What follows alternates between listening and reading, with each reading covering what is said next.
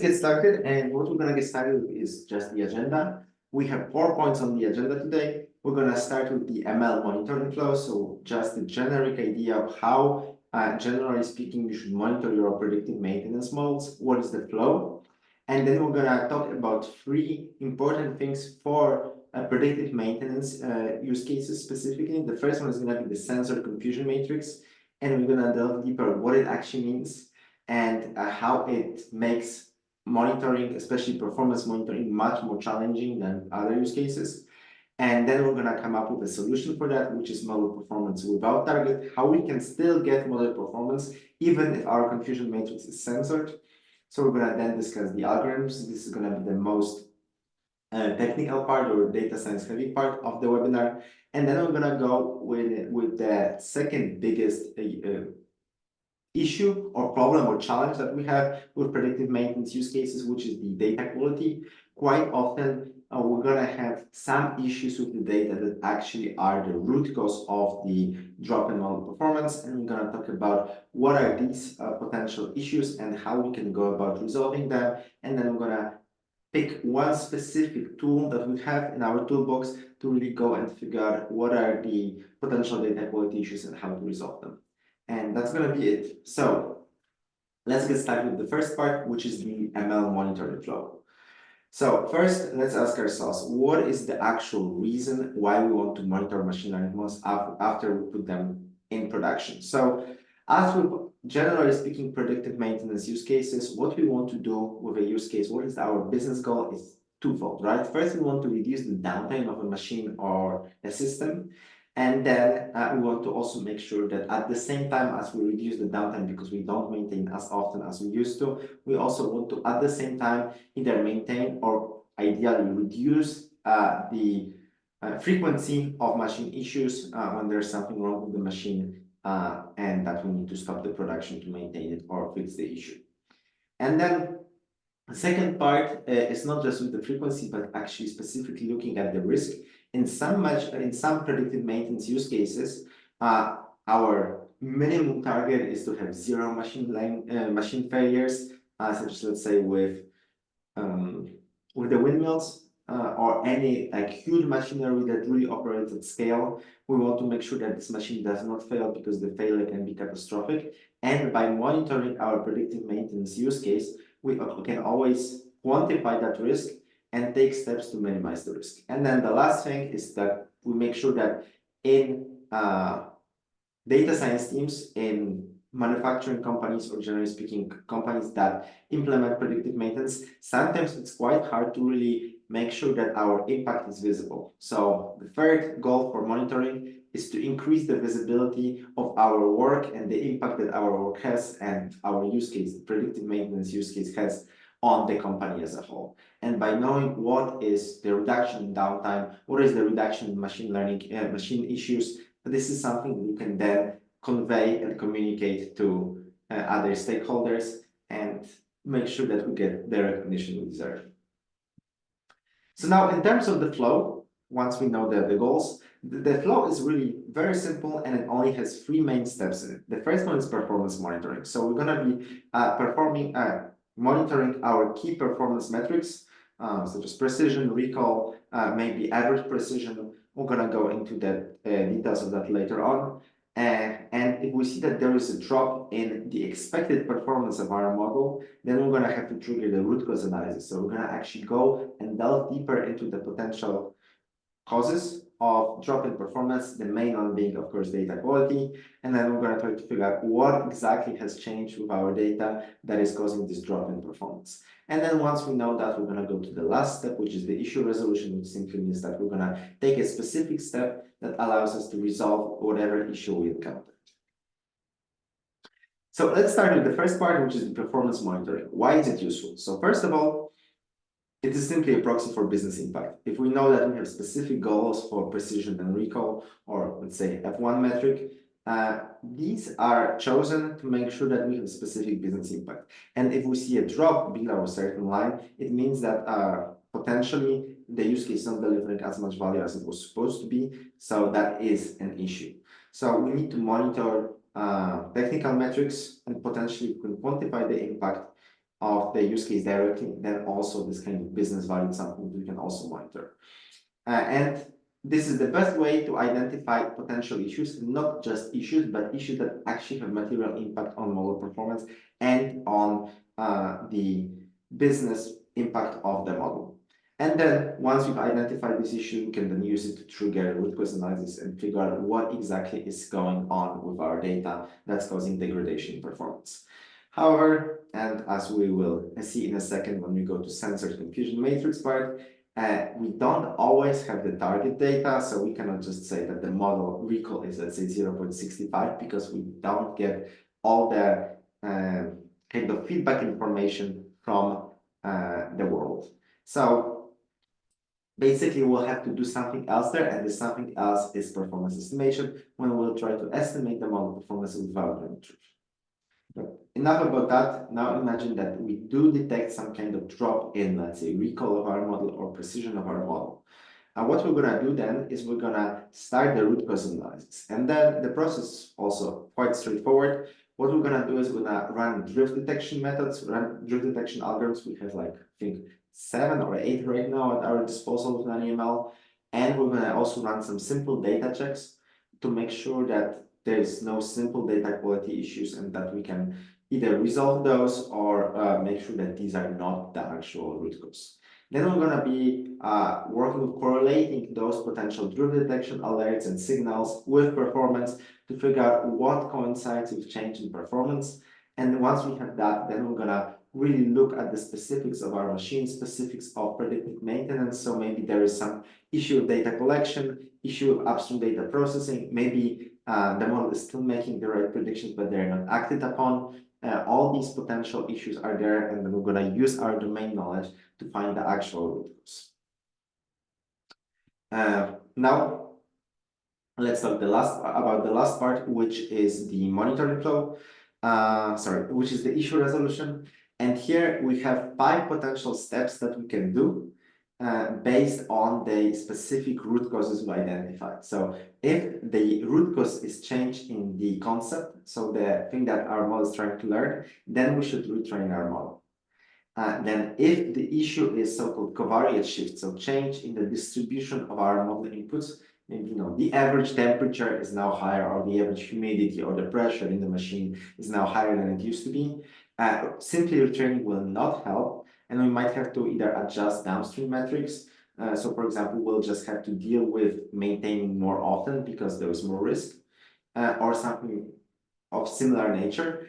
And alternatively, what we can do, we can also adjust the prediction thresholds when, let's say, that we decided that the machine needs maintenance if the predicted probability is above 0.6, we might have to increase that or decrease that to make sure that we're still meeting our minimum precision and recall goals. And of course, if we see that there's some data quality issues, then we're going to have to fix them. And the last thing that's quite important is that even if there are some issues, but we don't see a way to simply fix them without fully redoing the entire use case, and we see that the issues are not significant. Let's say we lost 1% of recall. This is something that sometimes it's actually the highest ROI thing to do is to do nothing and just deal with a model that's slightly worse, but it's still fine. I saw that somebody raised a hand. We're going to be taking questions at the end of the presentation just to make sure that we're stay in the flow. So please write down your question in the Q&A section, and then we're going to be having all of those questions answered at the end. I can go back to any slide that you had specific question about. All right, now let's talk about we have the actual machine learning flow. Now let's talk about the first and I think the most important specific problem, and the problem specific to predictive maintenance use cases, which is so-called censored confusion matrix. So here, let's first kind of set the stage, set the problem, what the problem is about. So first, let's look at how the model actually takes predictions and what happens after the model makes predictions. So roughly speaking, on a timeline, it's going to look as follows. First, we're going to have our model inputs that arrive, the pressure, the temperature, whatever other sensors you have. And then we're going to, based on that model inputs, the model is going to make the prediction. Then we're gonna make this prediction, and the prediction is gonna be acted upon. So let's say the prediction says we need to maintain the model. We're gonna then stop production, manufacturing, energy, production, whatever the machine is doing, and we're gonna maintain the machine. Then we're gonna see that this will impact the machine uptime because we're maintaining the machine. And kind of conversely, on the other side, if the model predicts that no maintenance is necessary, but it actually was, this might have impact on machine issues because there might be some issue that arises because we did not maintain the machine when we should have. So these are all the issues that basically would like to catch machine learning failure or our predictive maintenance model failure before it's actually acted upon. So we want to catch it before that happens. And only then, after there is impact both on the machine uptime and the number of machine issues, we will get only some of the target data comes in. And let me explain what I mean by actually that just some of the targets arrive. So what you see here is a confusion matrix for a predictive maintenance use case that's running in production. So first, let's look at the example when we predict that machine will not fail. So machine operation is normal. I named negative prediction as it normally is, but of course it might differ on the naming that you use at your specific use case. So if machine operation is supposed to be normal, and then we see that the machine actually fails, then we're gonna see that target. This target is going to arrive, but it's gonna be significantly delayed because it might take like a week, a month, or even longer to see that there's some kind of issue with the machine, either by looking at the end product that the machine is creating, or maybe the energy production level that machine is supposed to create in case of power plants, etc. So we're going to see that there is some delayed impact that we see in the real world. So we will receive that target, but it's going to be delayed. And of course, if we predict that there's no failure and there is indeed no failure, we will only know that also after some time when we can be quite confident in the fact that there was no hidden failure that only started manifesting itself after a while. So this is still a good case when we do receive some targets, albeit delayed. And the other case when we do predict that there is machine learning failure and we take action to fix that, so we maintain the machine, what we will see is that we unfortunately don't get the target data at all, because even if there was some issue, the issue has been fixed by maintaining the machine. So we never actually know whether the maintenance was necessary or not. So we don't have the targets, and that means that the targets are censored. This is what I mean by censored confusion matrix, is that by acting on model predictions, we censor whether they would be some event later on, that is machine learning failure or not, because we remove that timeline from existence by maintaining the machine learning model. Which means that we cannot simply compute the confusion matrix, and we cannot use it to compute recall precision, F1, average precision, all the metrics we want, OKC, and we need to do something else instead. And what that something else is trying to get the model performance without the access to the target data. And this is really core of what we do at NanoML, both in our open source and the cloud product. We have solutions a bit simpler in the open source, a bit more advanced in the cloud product, that allow you to estimate the model performance without access to the target data. So first, let's talk about what are the things that we can calculate without targets in terms of model performance. And it turns out that we can calculate quite a lot. First, we can calculate the actual confusion matrix that we get, so whether the machine would fail or not. Then we can calculate any metrics that stem from that confusion matrix: precision, recall, accuracy, specificity, F1, F beta, anything like that. We can also calculate the combinatorial metrics, I think they're called, so raw AUC and average precision. And then the last thing we can calculate is the business impact. What I mean by business impact is basically as long as we can assign monetary value for every true positive, false positive, true negative, false negative. So let's say that we're going to lose, let's say, 10,000 euros if there is a machine issue that we did not catch. But if we maintain the machine without the need to maintenance would basically lose, let's say, a day of production, and this is worth, let's say, 50,000 euros. If we can assign monetary values to each part of the confusion matrix, we can also estimate the actual business impact of a use case. And this is a wonderful thing, because then this is something that we can actually communicate to the business that our model is bringing, let's say, 5 million euros a year or 10 million euros a year, which will help us get more budget, better resources, and generally also get more recognition for the work we do. So now let's talk about what we can get with model performance over targets, performance estimation. In fact, what do we need as input? So we need basically 4 things. We need the model scores or predicted probabilities, so the actual number between 0 and 1 that our model returns. We need the actual model predictions, so the thresholded values, whether you need maintenance or not. And then for the period for which we tested our model, for our test set, we will need also the targets.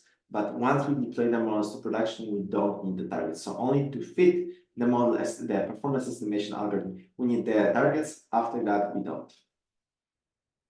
And now let's talk about how we actually estimate performance and how do we get model performance without the target data. And the algorithm is, I would say, reasonably simple. And it goes as follows. First, we're going to take the model predictions, so the 0 or 1 values, and the predicted probabilities, so a value between 0 and 1 that's continuous. We're going to then calibrate these predicted probabilities. I'm not going to go into details in this webinar. We have extensive documentation of how it's done. It's a bit too technical, a bit low level for now. But suffice to say, we're going to ensure that the predicted probabilities actually correspond to what we mean by probability when we use it in kind of frequency sense, that if a model outputs 0.7, then that it actually means that there's 70% that this prediction will turn out to be positive. So that's what calibration does, and we're going to ensure that the predicted probabilities actually are calibrated. If they already are calibrated by our model, then this is something that we don't have to do, and we just skip the step. Then we're going to use these model predictions and calibrated predicted probabilities to find the so-called expected confusion matrix for every point. So for every single point in our production data, we're gonna create so-called the expected confusion matrix, instance level confusion matrix, and then we're gonna use it to find the confusion matrix for a given chunk of data, so given aggregate of data. It can be, let's say you make 10,000 predictions a day because you maintain a lot of small machines. Then it makes sense to just do your prediction daily. We're gonna get aggregation that we're gonna have a very good estimate for the metric, let's say average precision for a given day. If you only maintain, if your model only predicts whether there's maintenance needed or not for, let's say, 10 machines, because you're dealing with huge machines that can output really a lot of work, but you don't need to make a lot of predictions, then it probably makes sense to aggregate it weekly or even monthly, because then we're going to have enough data points to really say whether our algorithm is still working well or not. And then once we have this aggregate confusion matrix, we can just compute a metric per chunk, so per this aggregation level.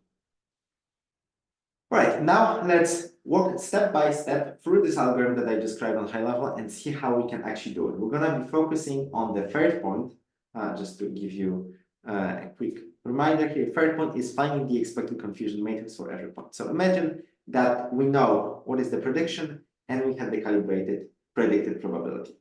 So what we're going to do is we're going to take the confusion matrix and we're going to try to fill it in somehow. How can we do it? Imagine that we make a positive prediction. We say that the machine needs maintenance. Then we already know that it's not going to be a false negative or true negative because the prediction is positive. So the only thing that we're kind of left with is that we need to figure out whether it's a true positive or true negative. So we have something.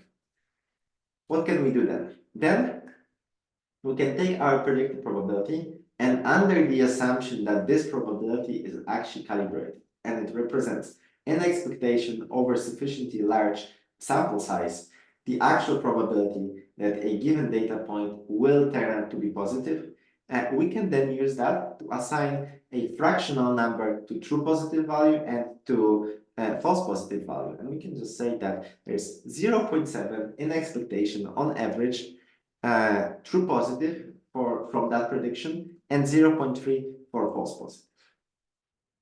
Because of course the probability is to suboptimal. And then we do that for all the predictions in our chunk. So let's say in a day of data. And here, let's say that we got predict probability of 0.4. We also know that this is this time a negative prediction. And we can just assign then 0.4 for false negative and 0.6 for true negative, etc., etc. We keep on doing that with, let's say, our third prediction. And then imagine that our chunk is very small for the timing. Of course, it wouldn't be practical in real life, but just for this presentation, we can then use these three predictions to estimate the accuracy or any other metric we want, because we actually have the expected confusion matrix for these three data points. And then what we're going to do is we're going to apply the definition of any metric we want, let's say accuracy, and we use that confusion matrix to compute the expected accuracy. So here, accuracy is just true positives plus true negatives divided by the number of data points that we have, which comes out to be 70%. And we expect to see 70% accuracy from this data, even if we don't have the target. So we don't even have to wait for the delayed data that we get. We don't have to wait for the half of the confusion matrix.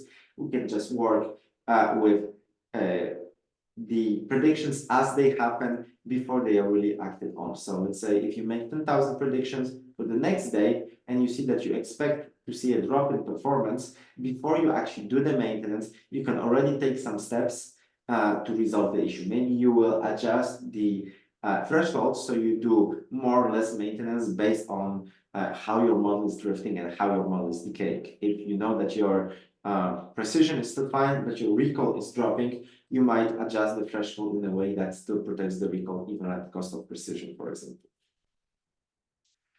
So we have that. There's one thing I mentioned, which is this numbers here that we have.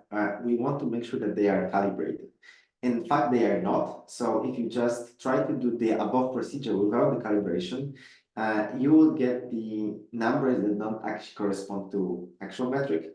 But this is something that I can send you a link after the webinar to really go in depth. Right now, we just need to deal with it, the fact that let's assume that these are truly calibrated probabilities. And last thing I wanted to talk about in this part of the webinar is that the covariate shift, or so-called data drift, does not always imply drop in performance, but also vice versa. So it might be that we don't see significant covariate shift. We have here a metric or an algorithm that gives us a metric that tells us the magnitude of a covariate shift across the entire dataset, across all our model inputs. And we see that there is no strong covariate shift. It still stays within the expected level, but we see a very big drop in estimated and realized accuracies, which is accuracy of our model, even though the model later on recovers. But we see that there was a very significant drop of approximately 0.13, which definitely has a big business impact, even though we did not see very strong data drift. So this is something to keep in mind, that you cannot just rely on the drift signals to really estimate performance, and you should estimate performance directly with methods such as CPP to make sure that you know what's going on if you have to deal with censored confusion matrix, like we all do for predictive maintenance use cases.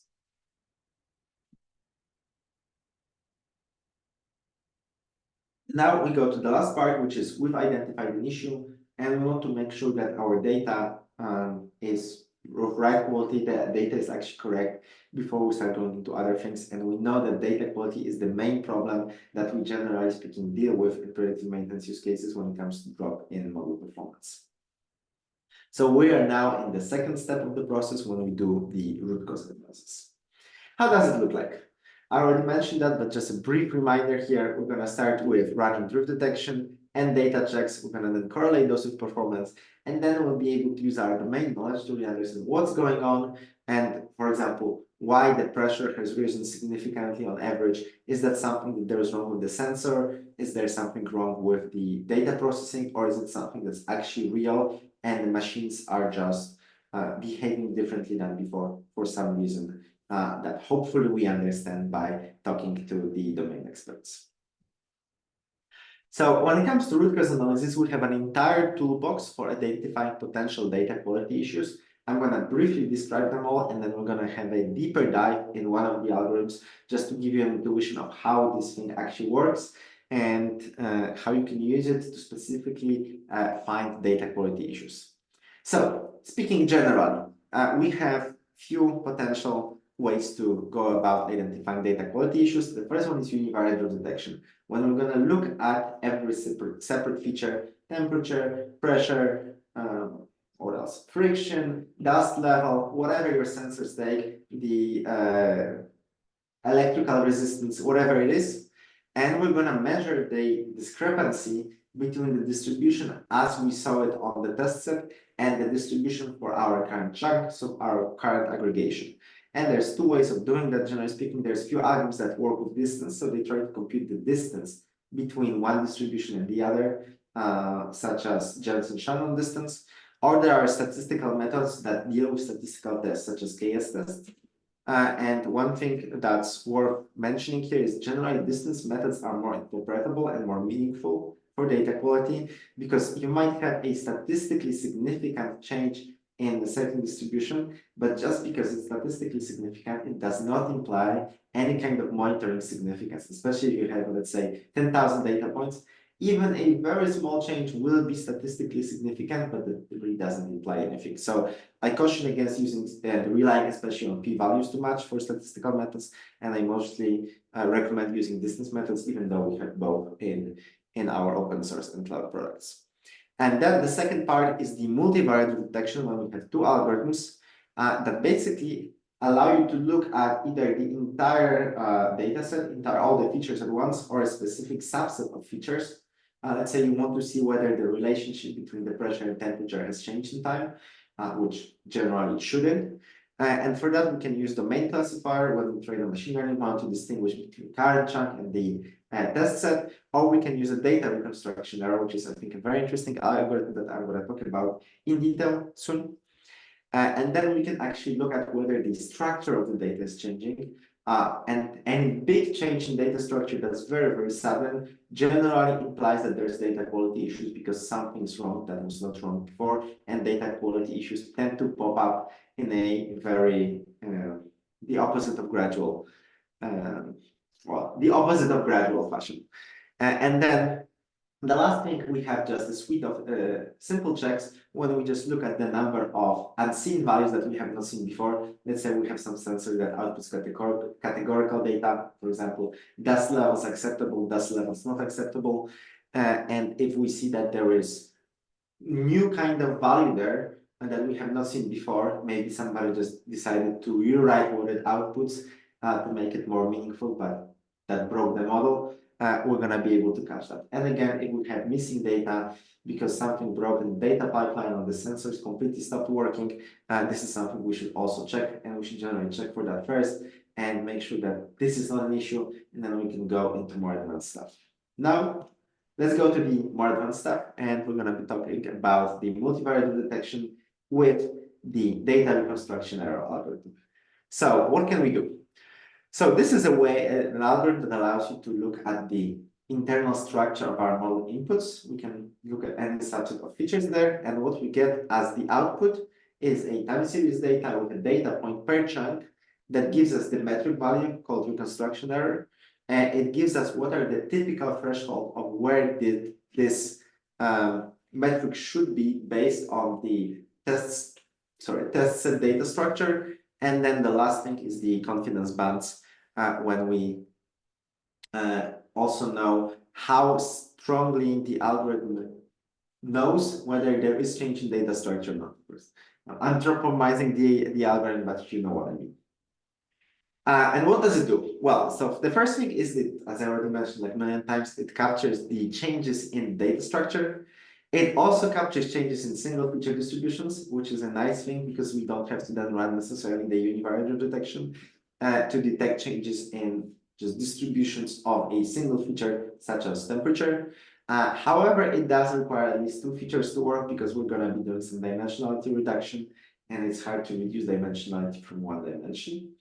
And it has a slight drawback that it's not easily interpretable, and that's why we also need the univariate detection to really get interpretable results. Now, the last thing is the intuition. So basically, how the algorithm actually works. What we're gonna do with our model input data is we're gonna compress it. Let's say via PCA or autoencoder. In our open source, we use PCA. It's a very simple, robust method to reduce dimensionality. And then we're gonna decompress it and get the reconstructed data. So we're basically gonna do the transformation and then inverse transformation to try to recreate the data that we have. And what we're gonna really measure is we're gonna measure the distance between the data points in the original data and the same data point in the reconstructed data. And the idea is that as the algorithm learns the data structure, it will learn to efficiently compress the data without losing a lot of information. So it will learn how to reconstruct the data with very little error. And then as we deploy the model to production, if the data structure changes, this error of reconstruction will increase because the compressor that we have learned is no longer very well suited to the current data structure we're seeing. That's it. That's the idea. And basically now you have the kind of two main steps of how to deal with the issues. And the third step, very briefly discussed of how to resolve the issues. So thanks for listening. And now I'm happy to take any questions you might have.